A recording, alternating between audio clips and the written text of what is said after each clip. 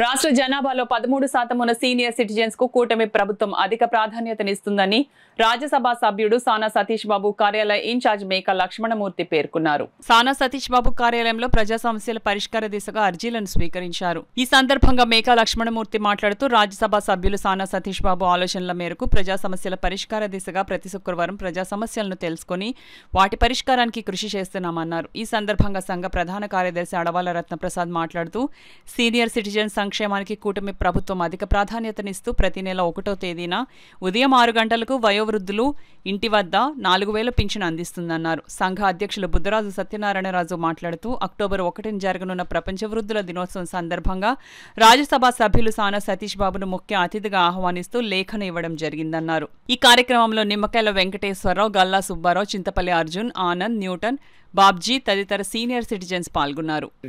కొన్ని ఇష్యూస్ చెప్పడం జరిగింది. అన్ని సార్ దృష్టికి తీసుకెళ్ళమన్నారు. అలాగే సీఎం గారికి, లోకేష్ గారు కూడా చెప్పడం జరిగింది. అదేవిధంగా సీనియర్ సిటిజన్కి వారు కోరిన విధంగా తప్పకుండా సార్ సానుకూలంగా స్పందిస్తారని మేము వెంటనే వారికి తెలియజేశాము.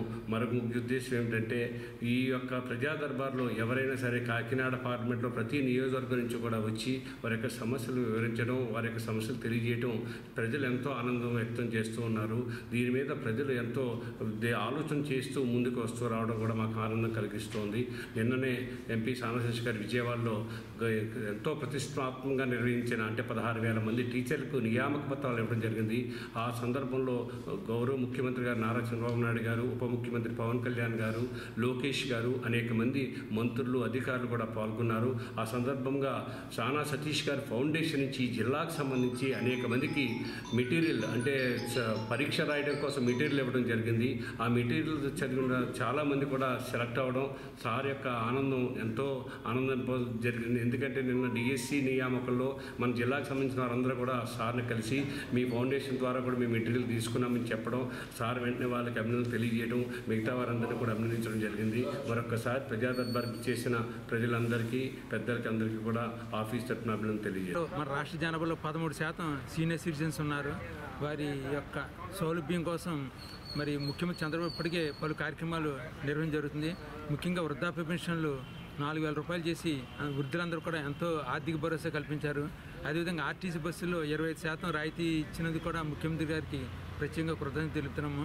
అదేవిధంగా మరి సీనియర్ సిటిజన్స్ 13% ఉన్న సీనియర్ సిటిజన్స్ సమస్యలు తెలుసుకోవడం కోసం ఒక కమిషన్ ఏర్పాటు చేసి వారి యొక్క సమస్యలు తెలుసుకున్న పరిష్కారం కృషి చేసి కోరడానికి కమిషన్ ఏర్పాటు చేయమని ఈ సందర్భంగా ముఖ్యమంత్రి గారిని కోరుతున్నాం. ఇప్పటికే కేరళ, మహారాష్ట్ర తదితర రాష్ట్రాల్లో ఈ యొక్క కమిషన్ ఏర్పాటు చేశారు. అదే మన రాష్ట్రంలో కూడా కమిషన్ ఏర్పాటు చేయాల్సి, అదేవిధంగా తిరుపతి దేవస్థానంలో సీనియర్ సిటిజన్స్కి ప్రతిరోజు కూడా 2 స్లాట్లు ఇవ్వడం జరుగుతుంది. ఇలాగ సీనియర్స్ ఎవరైనా వెంకటేశ్వర దర్శనానికి వెళ్తే ఒక అరగంటలో బయటకు వచ్చే విధంగా అక్కడ సీనియర్ ప్రత్యేక దర్శన వేళలు ఏర్పాటు చేశారు. అదే మన రాష్ట్రంలో ఉన్న మరి విజయవాడ కనకదుర్గాలయం, అదే అన్నవరం, వాడపల్లి వెంకటేశ్వర, తొలి తిరుపతి ఇటువంటి ప్రధాన దేవాలయాల్లో కూడా సీనియర్ సిటిజన్ ప్రత్యేక దర్శన వేళలు కేటాయించాల్సి కోరుతున్నాం. అదేవిధంగా కాకినాడ ప్రభుత్వ ఆసుపత్రిలో సీనియర్ సిటిజన్కి ప్రత్యేకంగా క్యూ లైన్ ఏర్పాటు చేయమని, ఇటువంటి సమస్యలను కూడా వారికి దృష్టికి తీసుకెళ్ళడం కోసం ఈరోజు రావడం జరిగింది. ఈ యొక్క మేము ఇచ్చిన రిప్రజెంటేషన్ని ముఖ్యమంత్రి చంద్రబాబు నాయుడు గారి దృష్టికి, అదే లోకేష్ గారి దృష్టికి, అదేవిధంగా మన రాజ్యసభ సానా సతీష్ గారి దృష్టికి తీసుకెళ్తానేసి మరి మన కార్యాలయ నిర్వాహకులు తెలియపరిచింది. వారందరూ కూడా ధన్యవాదాలు. సీనియర్ సిటిజన్ సమస్యల మీద ఒక వినతిపత్రం అందజేయడం జరిగింది. మరి చాలా ఆనందంగా వారు స్వీకరించడం జరిగింది. అదేవిధంగా చాలా విషయాలు మా సెక్రటరీ అయినటువంటి అడవాల రత్నప్రసాద్ గారు అన్ని విషయాలు చెప్పారు. అంతేకాకుండా సీనియర్ సిటిజన్ అనేక మంది వారు తల్లిదండ్రుల తాలూకా ఆస్తిపాస్తులు తీసుకొని సక్రమంగా పిల్లలను చూడని పరిస్థితిలో ట్రిబ్యునల్ 2 జిల్లా ట్రిబ్యునల్, డివిజనల్ ట్రిబ్యునల్ వేయడం జరిగింది. అదే జిల్లా ట్రిబ్యునల్లోని అటువంటి కేసులు త్వరితగతిగా జరగాలని, అదేవిధంగా అక్కడ జరగలేనటువంటి కేసులు జిల్లా ట్రిబ్యునల్లో కూడా త్వరగా జరిగి వాళ్ళకి భరోసా కల్పించాలని, అంతేకాకుండా చాలామంది ప్రైవేట్ కోర్టులకు వెళ్తున్నారు. అక్కడ సంవత్సరాల తరబడి ఆ కోర్టులోని తీర్మానాలు జరగటం లేదు.